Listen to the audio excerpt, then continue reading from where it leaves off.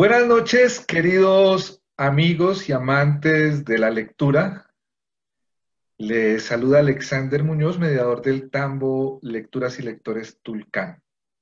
Hoy les damos la bienvenida una vez más a nuestro programa Entrevista entre Libros, que realizamos con el afán de acercar a los autores con ustedes, sus lectores.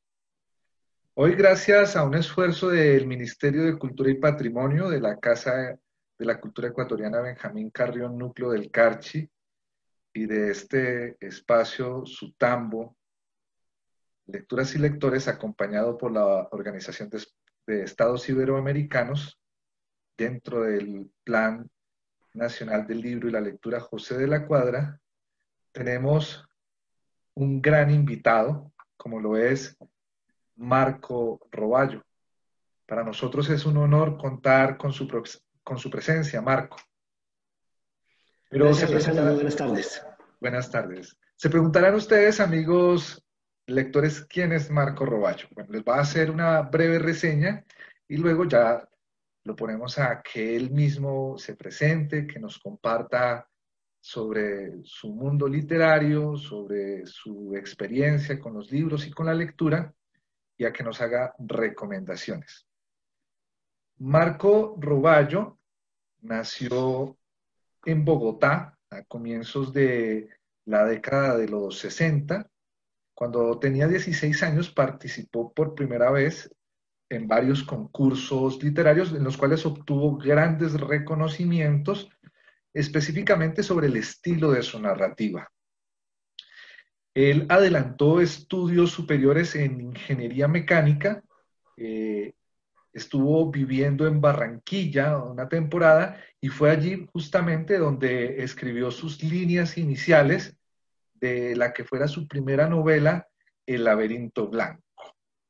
Marco ha desarrollado su carrera literaria con un talento especial a la hora de narrar sentimientos y situaciones enmarcadas en entornos de aventura que están cargados de alegrías y de penurias y que hacen muy agradable la lectura de sus historias. Específicamente con su novela histórica El Gran Genocidio, Marco ha participado en conferencias y conversatorios en diferentes universidades colombianas, al igual que ha participado en diversas actividades literarias en ferias internacionales del libro, como lo son la Internacional del Libro de Bogotá, igual que en Miami y en Guadalajara. En la actualidad, el escritor Marco Roballo está radicado en Estados Unidos. Así que démosle la bienvenida a Marco. Marco, sea usted muy bienvenido a este espacio de lecturas y lectores. Alexander, gracias. Muy complacido de estar en tu espacio, en tu programa y muy contento de poder llevar mi voz y mi literatura a toda esta nación tan bella como es el Ecuador. Muchísimas gracias, Marco. Bueno, ¿qué te parece si empezamos hablando un poco, antes de hablar de lleno de tu obra, si empezamos hablando un poco sobre lo que ha sido tu relación con la lectura y con la escritura también? ¿Qué te parece si nos cuentas qué importancia tuvo para ti la lectura de la historia en tu vida como escritor? ¿Y qué te parece si nos cuentas cómo hiciste para consolidar tu proceso personal de lectura? ¿Qué eran las cosas que te gustaban leer en tus tiempos juveniles? ¿Y cómo se vincula ese ejercicio de leer con lo que ahora es tu profesión como escritor?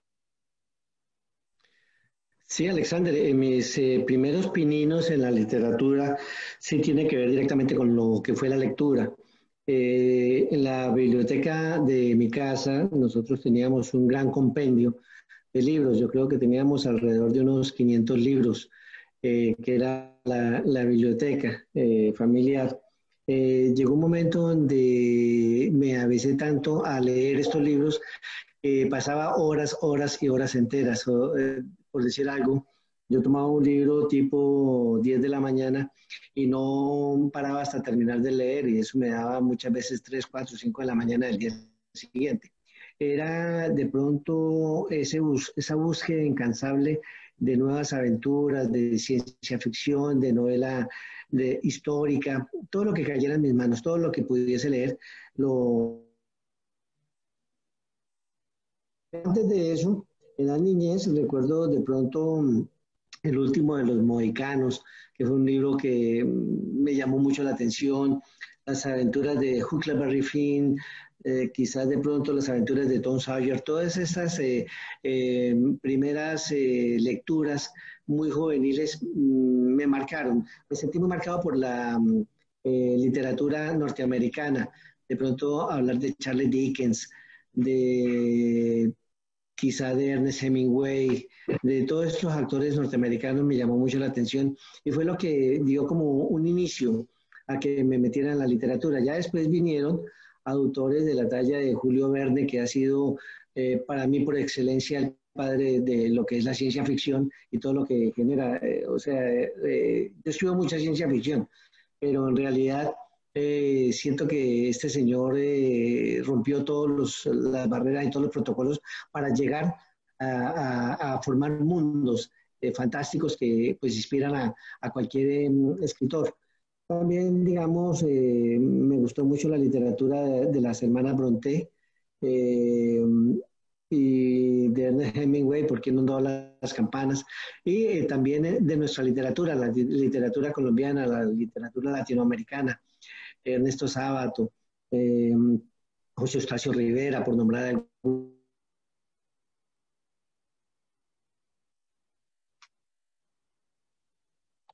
algunos, eran, yo creo que ese es el comienzo que formó en mí esa idea de escribir, de contar también una historia, de narrar historias y de continuar con un mundo que creo estaba hecho para mí en la parte literaria. Bueno, y de esas primeras lecturas, Marco, eh, que no solamente estaban en la casa, sino que también de repente estaban en la escuela. ¿Cuál fue ese libro que a ti te marcó, o ese texto, ese cuento, esa historia que a ti te marcó y dijiste, qué tan interesante esto de los libros, de la lectura? Porque nos has Hay contado un varios, libro, has hecho un periplo sí. interesante de de las cosas que has leído, pero por ejemplo uno en particular que tú nos puedas decir, mira, yo tenía X edad y me leí este libro y ese libro fue como que un mensaje directo para mí. Me la pones difícil, pero bueno, voy a decirte un par de libros que de pronto me gustaron mucho y que de pronto los pude vivir después de que los leí. Uno de ellos es La Vuelta al Mundo en 80 días, de Julio Verne, precisamente. Narra de pronto todo lo que hizo Phileas Fogg y su ayudante Picaporte, y se traslada uno, digamos, cuando tiene uno la posibilidad de estar en Londres, en esa calle Piccadilly, y ver todo lo que sucedió y saber y ubicarse uno en el sitio donde Julio Verne estuvo y donde narró toda esa historia. Eso es fascinante, fascinante porque uno de pronto revive esa parte de la historia, de pronto de esa historia fantástica donde él la escribió. Eh, Hay un libro de Frederick Forsyth que es El Chacal, Ya. que cuenta la historia de pronto de un personaje que se llama Charles Caltrop, que cuenta la historia de cómo él intenta matar al general de Gaulle en Francia. Entonces, esa también es una historia que es novela urbana, es muy diferente a la que hace Julio Verne, pero que también le llena a uno la mente de ese conocimiento ávido que él tenía y de todas esas esos sucesos que plantea él, que en realidad llega un momento donde uno no sabe dónde termina la realidad, dónde comienza la ficción y en qué lugar se mezclan las dos. Entonces me pareció muy oportuna la forma y el manejo que él le da a los personajes, esos cambios de ritmo, esos cambios de giro, esos arcos en los personajes, se da uno cuenta de la pluma grande que eran ellos. Bueno, ahorita acababas de decir que se fusiona la realidad y la ficción y se pierde de repente el límite entre ellas. Marco, ¿qué prefiere? ¿La realidad o la ficción? Yo creo que la una necesita de la otra. Digamos, en los libros últimos que he escrito, digamos en El Gran Genocidio, en Piel de Ébano, el género es novela histórica, no historia novelada. Hay una diferencia entre las dos. La historia novelada no permite que uno le haga cambios a lo que sucedió. Simplemente uno puede acentuar en los personajes algo de dramatismo, uno puede colocar pronto las situaciones que ellos dijeron, pero colocarles algo de drama, pero no la puede cambiar.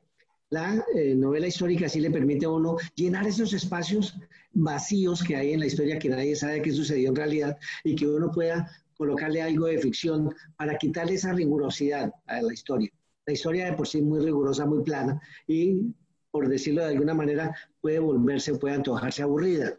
Cuando se le permite a uno, con el recurso literario, agarrar la historia, pulirla y entregarla de una forma amena y quizá divertida al lector, él se engancha y dice, oye, yo quisiera leer más de esto. Y la parte de pronto buena es cuando ellos agarran el libro y comienzan a buscar y en los buscadores de internet comienzan a mirar qué es real y qué no es real, si este personaje existió y comienzan a andar en eso. Ahí hay una gran comunicación, la comunicación entre el escritor y el lector. Se está dando esa comunicación que es asertiva y que es maravillosa, que para uno pues, lo llena de satisfacción. Bueno, ya que entraste al tema de las novelas, nosotros hemos investigado un poco acerca de tu trayectoria y nos hemos dado cuenta de que has hecho un tránsito por la novela literaria eminentemente, pasando por lo erótico y llegando a lo histórico. ¿Cómo ha sido ese tránsito para ti y cómo hiciste para definir esos tópicos narrativos a la hora de desarrollar tu escritura? Comienzo yo con una novela urbana, que fue lo primero que realicé. Luego desarrollé una novela erótica. De ahí pasé a un tema que tiene algo de autoayuda y algo de esoterismo. Luego pasa algo que tiene que ver con la medicina. Es una historia también muy marcada en sucesos de la actualidad. Y termino con la novela histórica. Sí, es un trance bastante raro, bastante complejo que la gente dice, bueno, pero a qué está jugando el escritor? ¿Por qué no se define por una sola de las partes literarias? Um, Alexander, hay muchas personas que siempre le han dicho a uno en algunas editoriales que un escritor debe seguir un lineamiento. Si lo tuyo es novela histórica, tienes que seguirlo, o si lo tuyo es autoayuda, tienes que seguir eso, porque he visto el caso de mucha gente que escribe autoayuda y en determinado momento le da por colocar novela y pues se convierte en un fracaso porque dicen no, eso no da. O lo contrario, personas que están acostumbradas a escribir ciencia ficción o novela histórica y se pasan al tema de autoayuda y también es un completo fracaso porque por ahí los lectores los desconocen, dicen no, ese no es la voz del autor que nosotros conocemos. En ese campo yo siempre he rebatido a la gente que lo comenta esto, porque yo creo que un escritor tiene que tener la versatilidad de poder hablar en todos los tonos y conocer de todos los temas. Eso es lo que me llevó a escribir de pronto en determinado momento un libro erótico como Scarlett. Alexander, yo no tenía ni idea de que yo iba a escribir eso y cuando me senté con una hoja en blanco al frente y a escribir el primer renglón no sabía por dónde comenzar. Pero entonces ahí es donde está de pronto ese mecanismo que se activa cuando uno comienza a crear situaciones y a crear buscando una investigación, crear de pronto una escaleta y comenzar a dejar que la mente vaya un poco más allá, que la imaginación vuelva. De hecho, cuando escribí el libro fue de una aceptación bárbara. En México, muchas personas lo compró, al punto que en determinado momento vimos que cerca del 95-96% de los que lo leían eran mujeres. Era un libro escrito para mujeres. Los hombres muy pocos se acercaron al libro. Y la página de reseña del libro se vio llena en determinado momento de situaciones que la gente me comentaba. La gente me mandaba, mujeres que me comentaban sus temas íntimos, diciéndome, mire, yo tengo este problema o tengo esto otro. Me tocó decirle, no, no, no, por favor no me manden esa información, porque uno, yo no la necesito, y segundo, yo no soy sexólogo, tiene que ir con un sexólogo para que arregle esa situación. Ya me estaba metiendo en camisa de once varas al punto y me tocó contratar a una persona que trabajaba en el área de psicología para que ella tomara el caso y les dijera a ellas, mira, por favor, diríjanse con una persona en su país que puedan hacer esto o esto otro. Entonces, sí, se dio un importante avance de eso, pero ¿por qué se da? Porque en determinado momento veo yo un libro erótico, no digo el nombre para de pronto no eh, eh, sesgar a la opinión con lo que yo pensé en un momento de ese libro, y vi que era un libro de pronto demasiado soso. Creo Creí en mi momento que yo podía hacer algo mucho mejor. Y entonces comencé a escribir una historia. Escribí dos, tres capítulos o tres historias diferentes, pero me di cuenta de que sí podía, de que sí lo podía hacer. Fue un reto. Yo creo que fue de mis libros, lo que he escrito fue el primer reto, el libro erótico. Lo terminé y hace poco, hace menos de unos 3 meses, me llamó una compañía en Miami que quería comprar los derechos del libro para España, porque ellos leyeron el libro y lo quieren para sacar en audio, porque ese libro es ese tema, es ese género el que más buscan las mujeres en esta parte de Estados Unidos, sobre todo en Florida, en España y en México. Pues claro, lo vamos a sacar de nuevo y estoy haciendo un remake del libro en este momento. Ese es el género por el que se dio eso. Los otros libros, digamos, que se salen de pronto de ese concepto con el que la gente me conoce, digamos, en la parte de novela histórica o de novela urbana, es el que tiene que ver con transmigración. Es este libro que está acá. Es un libro que tiene que ver con vidas pasadas y una historia un poco truculenta que sucede aquí en Estados Unidos y que tiene de pronto bases sólidas. No podemos decir de que se salga del paradigma normal. Sí hay algo de realidad en eso y se fundamenta en toda la investigación que yo hice de sucesos que han sucedido aquí en Estados Unidos, en Colombia, sucesos que han también dado la vuelta al mundo en la India, en Francia. Entonces lo que quise fue juntar todas estas historias y crear una novela así como Transmigración. Es otro libro que se va a sacar próximamente como un remake también y que se va a sacar inicialmente en México. Ya los otros libros, pues sí, ya tú lo sabes, ¿no? Has tenido conocimiento de ellos, es novela histórica y tienen su base pues en toda la investigación que se ha hecho. ¿Por qué llegar a la novela histórica? ¿Por qué no quedarse en el erotismo o en la novela urbana? ¿Qué es lo que te mueve a involucrarte con la novela histórica? ¿Qué fibras son las que se tensionan en el escritor para tomar esta decisión de sentarse a escribir una obra que por demás en sus proporciones es un poco amplia, pero que aparte todo el tiempo conecta y atrapa al lector? ¿Qué es lo que hace que tú como escritor, Marcos, hayas dado esa migración, hablando para seguir con la transmigración de tu libro, que hayas dado esa migración de lo erótico del urbano hacia lo histórico en sí?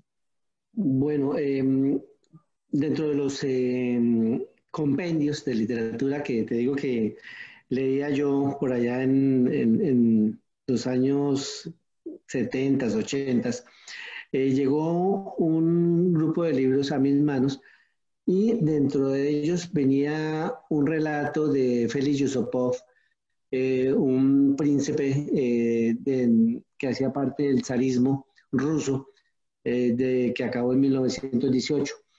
El título para mí fue muy sugestivo, ¿Cómo maté a Rasputín?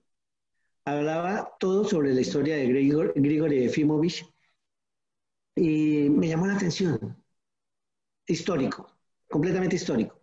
Lo leí y me fascinó. Comencé a buscar todo sobre Rasputín, sobre la vida de él. Me adentré en el zarismo, Nicolás II, Alexandra, todo lo que tenía que ver con él, hasta llegué hasta Catalina la Grande. Leí toda la cuestión y me fascinó esa parte de la historia. Siempre me ha gustado la historia. Tenía 16 años, 17 años tenía yo en ese momento. A los 15 años, un par de años antes, conocía yo toda la historia de la guerra de las dos rosas, los York, los Lancaster, cómo llegaron los Tudor, cómo se desarrolló todo con Enrique VIII, Ana Bolena y toda esa historia. Entonces, eso lo tenía yo marcado siempre dentro de mí. Cuando conozco a la señora que hoy en día es mi esposa. Eso fue una de las cosas que hablábamos, la conquistó la historia, la conquistó todo ese mundo de conocimiento que había y pues, me fascinaba a mí contarle esas historias.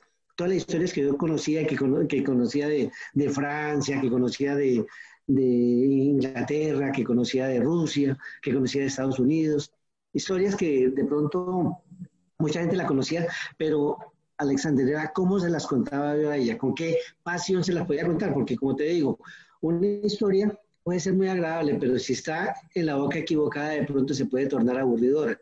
Y una historia que puede ser aburridora, de pronto cualquier mago la puede contar y una persona puede quedar encantada. Entonces, pues, hablábamos de cosas, hablábamos, por supuesto, de amor, pero siempre iba la historia metida en algún lado. Y eso fue una de las premisas que a ella siempre le gustaron y siempre lo tenía yo en cabeza. Ya cuando nosotros tuvimos la oportunidad, digamos, de estar en la sala esa sala de la casa del príncipe Yusupov, un palacio, que se llama el Palacio Yusupov, en San Petersburgo, en Rusia, en Moscú. Cuando uno está allá y entra a ese salón y uno puede bajar y uno puede entrar en ese sótano, que es un sótano donde está, cuando uno lo lee, uno cree que es una cuestión grandísima, que es de proporciones épicas, y no, es un saloncito pequeñito y está donde está sentado él. Para bajar, dos personas no pueden bajar la escalera, tiene que bajar uno porque es un caracol. Y uno dice, bueno, pero ¿cómo sacaron a este señor de acá? Pero más que eso es estar en ese sitio, Alexandra, estar uno en ese sitio y decir, esto yo lo leí hace 40 años, hace 45 años, yo leí todo lo que sucedió acá. Yo estoy en la casa de la persona que escribió, ve uno la cama, la persona que dormía aquí fue la que escribió eso que yo leí en esa época. Estar en el Palacio Windsor, en Inglaterra, y de pronto mirar la recámara de Enrique VIII y decir, bueno, aquí sucedió esto y aquí mataron a Ana Bolena, hicieron todo este tipo de cosas. Yo creo que eso es lo que marca y lo que hace que uno sienta un escalofrío que lo recorre uno todo su cuerpo y que lo hace esa catarsis de cuando uno ve una obra famosa, como la Mona Lisa, algún libro, alguna pintura de estas famosas,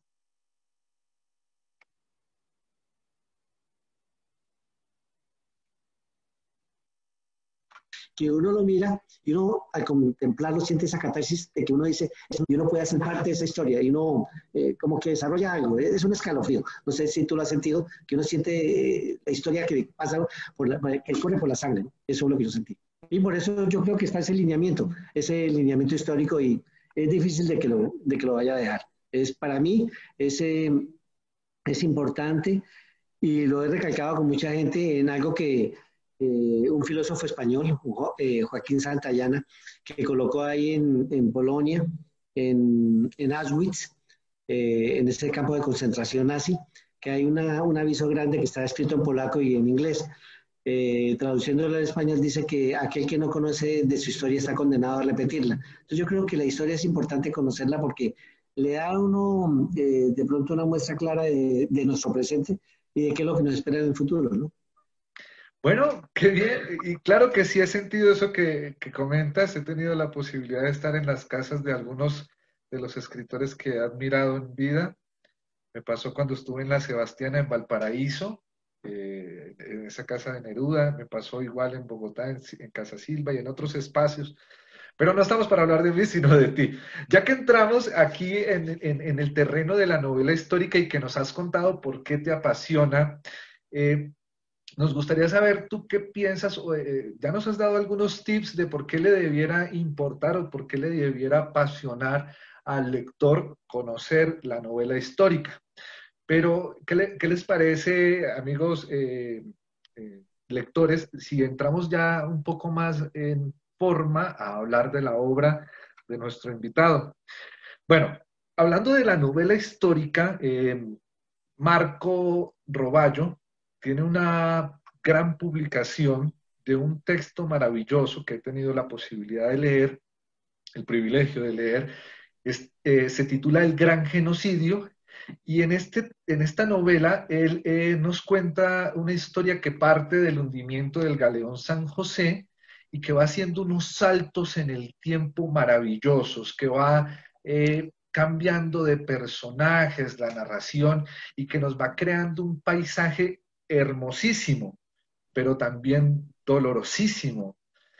En esta novela histórica, Marco, ¿cómo hiciste, o más bien cuéntanos, cómo es que surge la necesidad de dar cabida a sentimientos como el amor, como la solidaridad, como la generosidad, en los momentos en los que aparentemente todo está perdido desde el punto de vista histórico? Es un hecho real que el galeón San José fue abatido, llevado al naufragio en una batalla marítima que se conoce como la batalla de Barú, y que pues se perdió en ese momento una cifra incalculable de riquezas y también de vidas.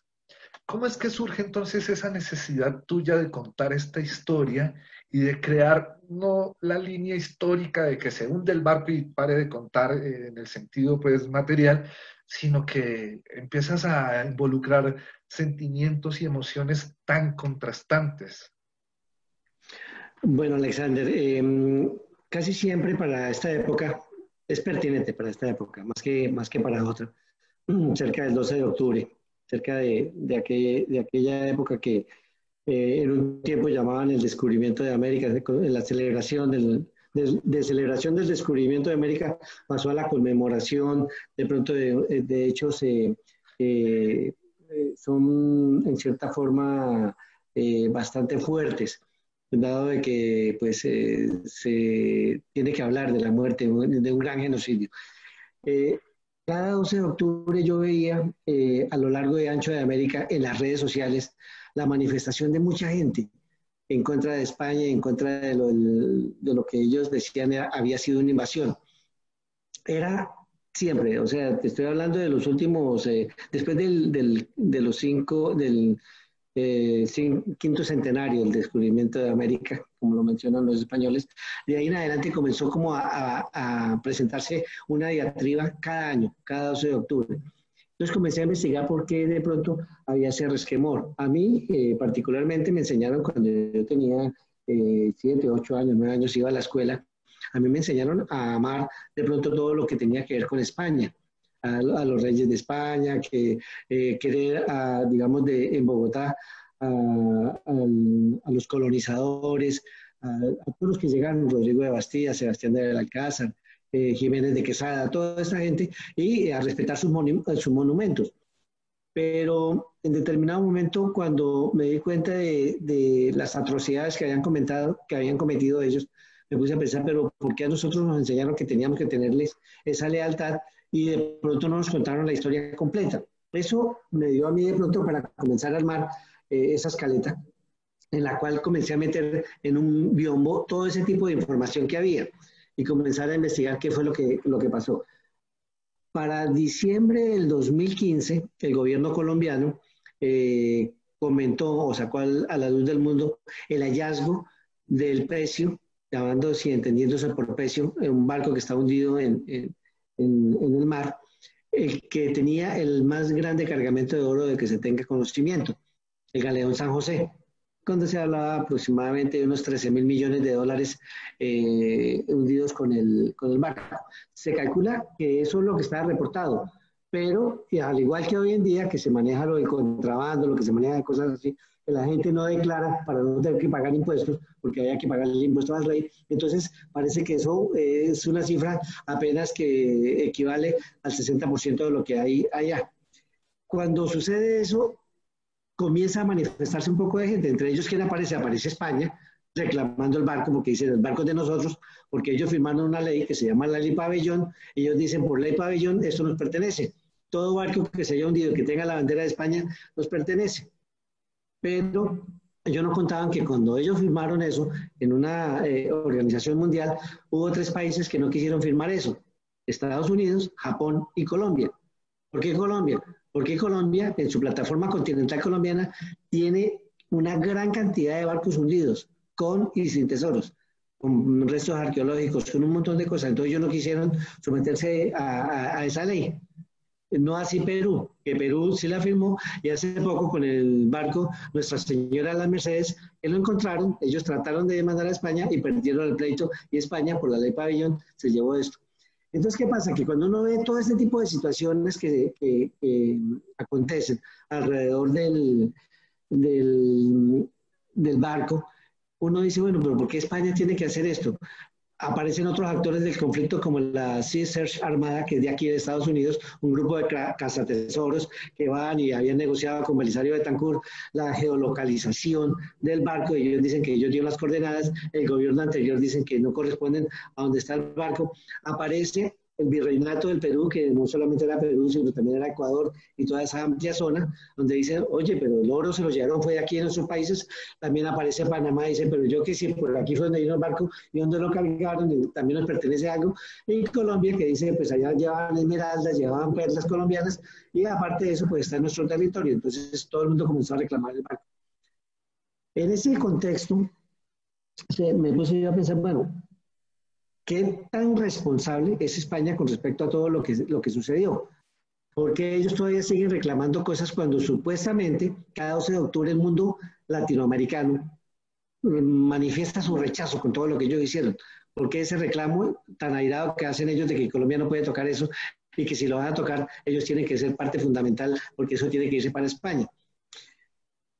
Se creó la escaleta, se creó la historia. En esa historia, si la ponían tal como estaba sucediendo, era muy plana. Entonces teníamos que colocarle amor, teníamos que colocarle una historia de amor alrededor de todo lo que está sucediendo. Una historia de amor entre María y Pablo, una historia de amor entre Diana y Samuel Piracún, cosas que pueden suceder dentro del espionaje que hay en España, porque la historia no se desarrolla solamente en España, se desarrolla en España, en México, en Argentina, en España, en varios países, en Estados Unidos. Y eso yo creo que da pie para muchos puntos de vista de todas las personas que estaban actuando ahí. Yo creo que se creó una simbiosis que es interesante, que es importante, y sobre todo un punto de vista. ¿Qué pasaría? ¿Qué pasaría? Porque ya lo hicieron en algún momento algún grupo de mayas que mandaron a España, pero no progresó el asunto. Hace poco también Andrés Manuel López Obrador trató de pedirle al rey de España, al último de los Borbón, a Felipe VI, que se pronunciara y que dijeran ellos realmente la responsabilidad que ellos tuvieron en ese genocidio. Sin embargo, nunca lo han hecho, nunca se han pronunciado al respecto. Entonces, ¿qué pasaría si todas las comunidades indígenas se reunieran, desde la Patagonia hasta aquí, hasta los mismos cherokees aquí al sur de Oklahoma, y se reunieran y sentaran una demanda común ante un delito? Se dice que un delito como que haya pasado tanto tiempo, casi 5 siglos, puede haber prescrito, pero hay otra ley que dice que un genocidio nunca prescribe. Entonces, buscar de pronto cuál es la responsabilidad de ellos, y si la hay, buscar un espacio de conciliación, porque no lo hay. No se está buscando de pronto diatribas o problemas con ellos, no, pero sí de pronto que haya un espacio de diálogo y que se acepte esa responsabilidad que ellos tuvieron y listo, que se pase la página de esa historia, que ya no haya de pronto más formulismos como los que están diciendo España, que están sucediéndose en América, como es el caso de la leyenda negra. El gran genocidio calcula de que fueron 90 millones de amerindios las personas que desaparecieron. Siempre lo he comentado, digamos, en las conferencias que he dado, digamos, en la Universidad de Cartagena, de que al genocidio nazi, que es muy importante, allá se calcula que fueron 5 millones de judíos. Y lo que yo siempre les digo, 5 millones de judíos y todo lo que hay de historia, libros escritos, películas de Hollywood, que son más de 100, y toda la cuestión que hay alrededor de esa muerte de 5 millones de judíos, que es muy importante. Pero ¿qué pasa con los 90 millones de amerindios que han muerto? Si acaso le han hecho un par de películas, 3 películas y muy pocos libros que se hablan al respecto. Yo creo que hay que darle esa identidad, esa voz, ese rostro, para que ellos puedan decir y manifestar lo que están haciendo. Ellos estaban tranquilos en su país. Ellos no, como dicen de pronto los españoles, tienen que estar agradecidos porque les trajeron un lenguaje, les trajeron una religión, les trajeron una cuestión de civilización. Hombre, había lenguaje, había religión, y si queremos ver a la parte de pronto de modernismo, el calendario y utilizar los mayas, los aztecas es mucho más completo que el que nosotros estamos utilizando en este momento. Entonces, ahí hay algo a ese cuento que no nos han terminado de echar. Y la invitación es para que la gente no tome de pronto palabras mías de que yo estoy diciendo no, que hay que ir en contra de España o que hay que favorecer a España. Es que busquen el punto donde se sientan más cómodos y digan, ok, yo creo que es esto o es lo otro. Te digo para terminar esa parte del libro, en Barcelona la gente, he tenido la oportunidad de estar allá, la gente me ha comentado, no, eso fue una invasión y eso fue una masacre, pero es que la gente de Barcelona, los catalanes, tienen ese ánimo separatista de España, entonces a ellos los puede sesgar esa opinión. Pero también en El Salvador he escuchado a mucha gente que dice, no, los españoles, menos mal que vinieron y nosotros tenemos que estar agradecidos con ellos. Entonces son puntos que son interesantes y que generan controversia. A mí me generó una grata impresión encontrarme que esta novela histórica no se queda en el pasado, sino que hace un salto de 3 siglos y de repente la narración está en la contemporaneidad, con unos personajes que tranquilamente pueden estar transitando las calles que nosotros transitamos en estos días y viviendo la vida que nosotros vivimos. Ojalá no estén en pandemia ellos. Pero me pareció muy loable ese salto, ese acercamiento, porque de alguna manera como lector y como alguien que ha tenido una mirada de la historia, pues claro, se tiene esa percepción de que la historia es algo lejano, de que es algo que ya pasó, de que tiene lustros y polvo sobre el polvo y que pues ya no tiene como mucho cuento volver sobre el tema. Sin embargo, en tu novela, Marco, hay una parte muy interesante en la noticia, cuando surge la información de que se ha encontrado, de que hay la voz de un presidente de una república dando una información. Para mí fue bien interesante porque esta es mi interpretación, no tiene que ser la de los demás lectores, pero eso fue como traer esa historia y decirle al lector, esto no es materia de olvido, sino de memoria. Y yo quiero reconocerte que ese acierto es maravilloso. ¿Por qué los lectores debieran acercarse a el gran genocidio, Marco Roballo? Alexander, yo creo que es una oportunidad para conocer más de nuestra historia, conocer de pronto un poquitico más de lo que puede ser un marco jurídico en el evento de que se suceda una demanda de este calibre, digamos, ante la Corte Penal Internacional. Como dato curioso te cuento que en determinado momento tuve que acceder a información en la Corte Penal Internacional y de La Haya me mandaron a que instaurara, como yo vivo en Estados Unidos, que instaurara de pronto cualquier tipo de consulta con la parte de ellos que está en México, la sucursal de ellos en México. Llamé a México y hablé con una persona y la persona pues me dio algunos lineamientos de cómo se podía instalar la demanda.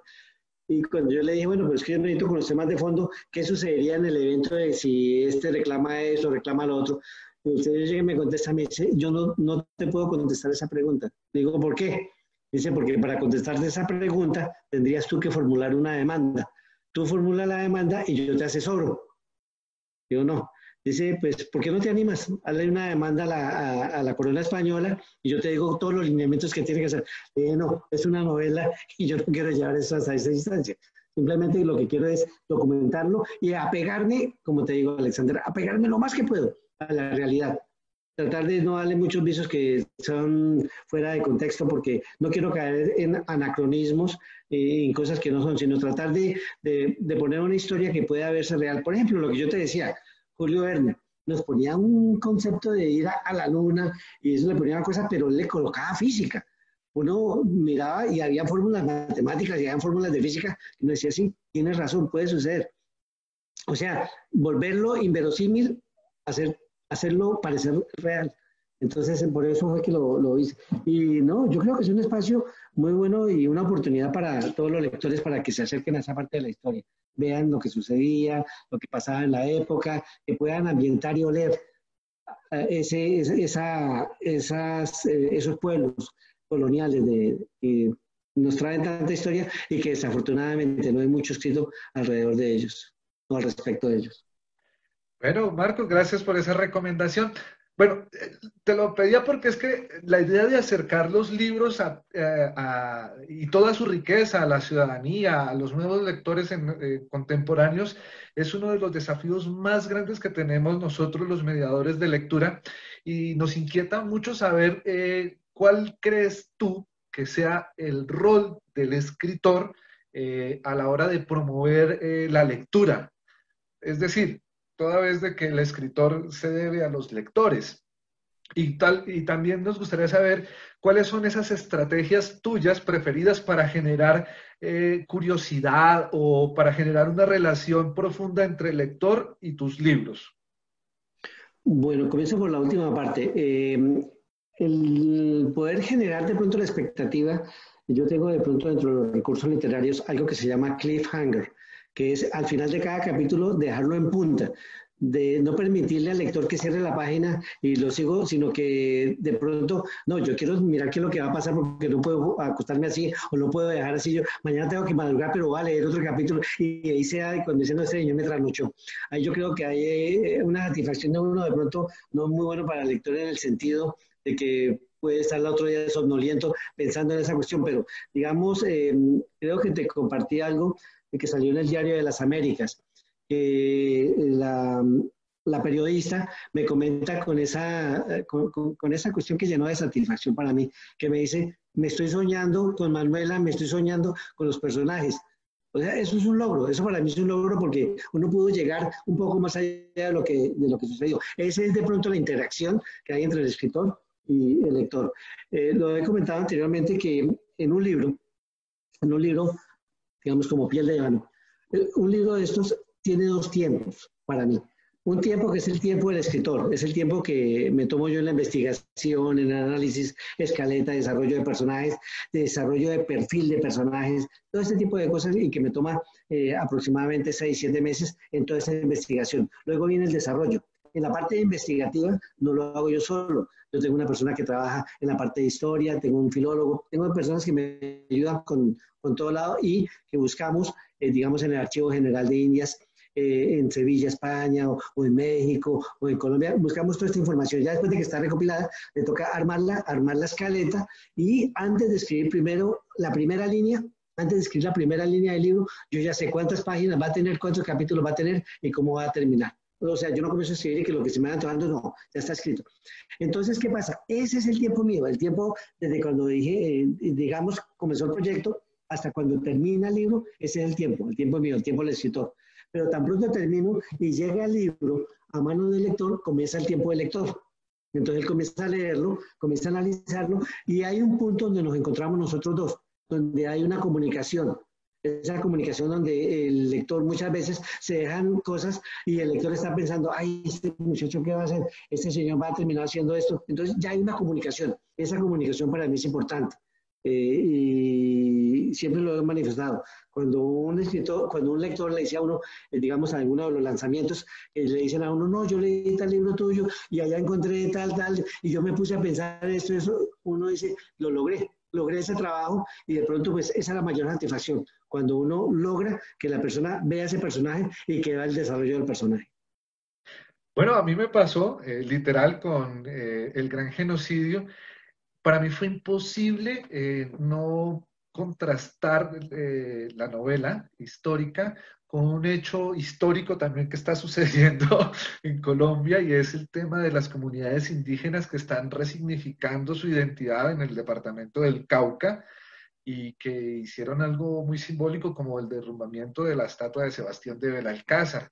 Y como tú mismo mencionabas, Marcos, pues hay una división en la sociedad, unas personas que están a favor, otras que están en contra, y estamos los que somos el público y miramos esto como de, está sucediendo y lo estamos viviendo, y es otra forma como de estar dentro de la novela.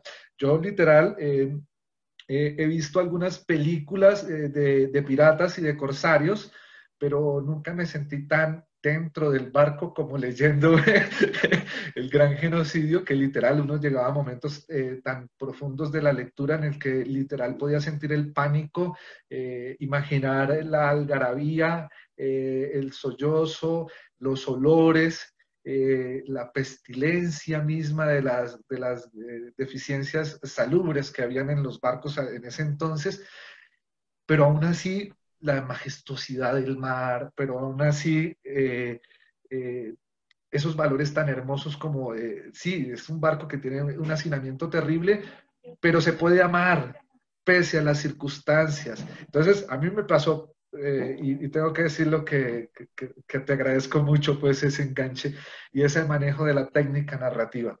Yo quiero aprovechar tu presencia y nuestros lectores no me lo perdonarían si no te preguntara, Marco, ¿cuáles son esos proyectos que estás desarrollando? Si tienes una novela en mente o si ya la estás escribiendo. Si nos puedes contar un poquitito de Piel de Ébano y que nos digas cómo aquí en Ecuador los lectores pueden acceder a tus libros, en qué lugar, de qué manera. Sí, Alexander, mira, esta es Piel de Ébano, esa es la última novela que publiqué recientemente. Supuestamente iba a ir para la Feria Internacional del Libro, pero tú sabes, por la cuestión de la pandemia nos cambió todo, el lanzamiento tuvo que hacerse virtual. Mientras que el gran genocidio sucede a principios del siglo XVIII, Piel de Ébano sucede a finales del siglo XVIII, 1795 comienza la historia. Es la historia de una mulata que se llama Manuela, que relata la historia de lo que estaba sucediendo en esa Cartagena de Indias, donde ella hacía parte, su padre hacía parte de la aristocracia, pero en determinado momento pierde mucho de su dinero y se tiene que ir a vivir a uno de los barrios pobres y marginados de Cartagena. Y ahí comienza a desarrollarse toda una serie de elementos que tienen que ver con la realidad. En 1777 se hace el primer censo en la ciudad de Cartagena y de 5 barrios que habían se pierde uno. Todo el informe o la documentación de uno de los barrios, el barrio Santa Catalina. Es precisamente donde yo ubico mis personajes, pero los pongo a interactuar con todos los otros barrios, con toda la gente de los otros barrios que existen. Entonces, digamos, hay personajes como Félix Fernando Martínez, aparece ahí y cualquier persona lo puede encontrar y aparece como una persona que tuvo un destino bastante cruel allá en Cartagena. Aparece Paula de Aguiluz, un personaje por excelencia, por referencia muy conocido allá, una bruja que fue llevada 3 veces a la Inquisición, pero más sin embargo, después de que estaba así, que la castigaban, la visitaba el gobernador, el obispo, y todos la visitaban porque necesitaban el consejo de la bruja para mirar qué podían hacer o qué no podían hacer. Eran personajes deliciosos de la época. Es un libro que ha tenido muy buena venta, no solamente en Colombia, sino fuera de Colombia, y ha tenido muy buenos comentarios. Así como te lo mandé, creo que fue ayer, para que vieras eso. El Espectador también hizo una reseña muy importante y la revista Arcadia, que es por excelencia la más grande que hay en Colombia a nivel literario, también hizo una reseña importante de Piel de Ébano. Estos libros se pueden conseguir en la librería Mr. Books o la librería española en Ecuador. En este momento estoy trabajando en un proyecto que sé que te va a gustar, Alexander. Tan pronto tenga yo la oportunidad, créeme que voy a hacerte llegar ese libro. Es un libro, es una trilogía. La trilogía se llama A la Casa del Galeón. Tiene que ver toda la historia del galeón desde el primer día en que comenzaron a cortar un árbol para poder hacer con su madera las piezas para la quilla del barco hasta su hundimiento. Cuenta toda la historia. Entonces está dividido en 3 fases. Una es el naufragio, segundo que es el mito y tercero que es el hallazgo. Son 3 volúmenes y se está haciendo como novela ilustrada. O sea, viene un capítulo, al final de cada capítulo vienen 2 páginas ilustradas y a la par se está haciendo una novela gráfica, que es toda la novela, pero solo gráfica. La estamos haciendo con un grupo talentoso, muy talentoso de Colombia, que se llama Book and Play, que es quien hace los libros para Mario Mendoza, y estamos tratando de tener la lista para el próximo Feria Internacional del Libro. A la par tengo un libro que se llama El hombre en el espejo, que es novela también histórica, perdón, es novela urbana. También vamos a ver si podemos tener un espacio, si no para la feria, por lo menos a ver si la podemos sacar en la feria de Buenos Aires, que es donde también tenemos nuestros libros, y de golpe también la feria de Guadalajara en noviembre. Eso es lo que estamos haciendo en este momento. Gracias, Marco, por compartirnos eso. Ahora, ¿qué te parece si cambiamos nuevamente de tema y nos regresamos o avanzamos a volver a hablar de ese Marco Roballo lector? Para nadie es un secreto, en todo el mundo se han dado medidas de restricción de movilidad, de uso de tapabocas, de distanciamiento, de prevención, porque hay una pandemia. Y en este tiempo nos interesaría saber qué hizo Marco Roballo, qué estuvo leyendo, cuáles fueron esos libros en los cuales pudiste encontrar refugio o escape, dependiendo de las posibilidades que tuviste. ¿Y qué libros podrías tú recomendarle a nuestros lectores en esta transmisión? Bueno, precisamente, mira, en la época de pandemia, pues fue una época de oportunidad para mí para adelantar un poco de proyectos que tenía a nivel literario, tener algunas cosas que tenía en el tintero y que fui adelantando. Pero estuve trabajando en un proyecto que me fascina. Traté de buscar, Alexander, un par de libros que había visto en internet y no los conseguía por ningún lado, no los conseguía. Y cuando viajé a Rusia vine con una idea en la cabeza y de escribir sobre una historia de un personaje, pero no conseguía los libros. Llegué aquí, me di a la tarea de buscarlo, buscarlo hasta que encontré dos libros, pero estaban en Buenos Aires. Estaban en un sitio que ellos venden allá, creo que se llama Mercado Libre, aquí no lo hay en Estados Unidos. Y los conseguí y llamé a una persona y ya dije, oye, necesito que me hagas un favor, cómprame esos libros, no importa lo que cueste, cómpramelos. Son la historia narrada en primera persona, es una biografía, una autobiografía. Las compró y me los mandó aquí de Estados Unidos. Es uno de los libros que estoy leyendo en este momento. Se llama Una princesa en el destierro. Cuenta la historia de la gran duquesa María de Rusia. Ese es uno de los libros, pues claro, los libros ya son libros escritos, si te das cuenta, en 1935. Fueron libros de una de las personas que hizo parte del zarismo, pero la sorpresa mía fue, Alexander, cuando veo que el libro está autografiado por ella. La, la persona que, la persona que vendió este libro no sabía. El tesoro que vendió. Exacto, no sabía que era un libro autografiado por la misma la duquesa María de Rusia.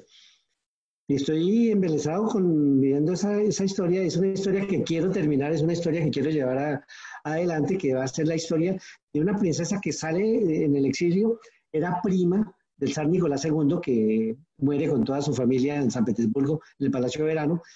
En el exilio se va, se casa en Suecia con un príncipe, tiene un hijo, se separa de él, se casa con otra persona, tiene otro hijo, se viene a vivir a Nueva York, el hijo se muere, está viviendo en Nueva York, trabaja diciendo que está en el destierro, luego se va para Argentina, allá trabaja con una casa de cosméticos, se regresa a Suecia porque su hijo va a ser nombrado ya como príncipe heredero a la corona y estando allá muere. Es una historia fascinante que ella narra y por eso te digo, para mí este libro es un tesoro y es un libro que estoy en este momento pues leyendo porque va a ser parte de una novela que quiero escribir. Es un tesoro, nada más con ese autógrafo, ese libro vale un dineral en lo Exacto. económico. Y aparte de eso, de que sea lo que tú buscabas y tenerlo con esa firma, entonces vale una cosa que no se puede pagar con dinero en lo simbólico. No, es un libro que lo que yo siento es cuando ella estuvo de pronto colocando su rúbrica, colocando su firma en el libro, yo me transporto a esa época, porque ella lo hizo y luego la otra persona que también le escribe, para mí fue fantástico que ella lo pudiera hacer. Está la dedicatoria y está la persona que recibió el autógrafo, está todo fascinante. Para mí fue fascinante y como te digo, hace parte de mi colección de libros. Excelente. Gracias por compartirnos esa lectura tuya de una princesa en el desierto. ¿Qué le recomendarías a nuestros lectores para que se leyeran en estos días? Um, Hay un libro que me gusta mucho, no sé si lo tengo acá dentro de mis libros, y es Ellas están comiendo el gato, de un escritor colombiano, Miguel Ángel Manrique. Es un libro que habla de zombies y que habla de la pandemia y que fue escrito mucho antes de la pandemia.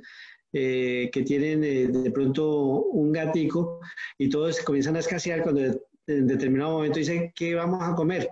Y voltean las dos a mirar al gato y ahí comienza toda una historia. Tú que eres amante de los gatos, ya te puedes imaginar. Y ellos con ese dolor pensando, ¿será que no lo podemos comer o no es la cosa? Ellos están comiendo el gato. Miguel Ángel Manrique. Bueno, yo no tengo mi gatito para esas prácticas. Antes lo que hice fue cuidarlo mucho en esta pandemia y alimentarlo con mucho cariño, evitar que saliera. Sí, claro. Oye, Marcos, gracias. De verdad, ha sido maravilloso este compartir. El tiempo ha volado Sí. y pues de verdad quiero agradecerte que nos hayas acompañado en este episodio de entrevista entre libros. Agradezco, Marco, en el nombre del Ministerio de Cultura y Patrimonio, de la Casa de la Cultura Ecuatoriana Benjamín Carrión Núcleo del Carchi, de nuestro tambo de lectura, de la Organización de Estados Iberoamericanos y del Plan Nacional del Libro y la Lectura José de la Cuadra del Ecuador, tu gentileza, tu generosidad al disponer este tiempo. Sé que estás en otros asuntos también, que tienes otras entrevistas, otros espacios, y sin embargo tuviste ese bonito gesto de permitir que nuestros lectores aquí en la provincia del Carchi y en el territorio ecuatoriano que ven este espacio, pues tuvieran la posibilidad de conocerte. Les recordamos a ellos, a todos nuestros lectores, que pueden acceder a los libros de Marco Roballo, El Gran Genocidio y Piel de Ébano, específicamente esos títulos, en las librerías Macrobooks, que también tienen venta por internet, y la librería española. Eh, Marcos, muchísimas gracias. También muchísimas gracias a quienes nos estuvieron viendo hoy.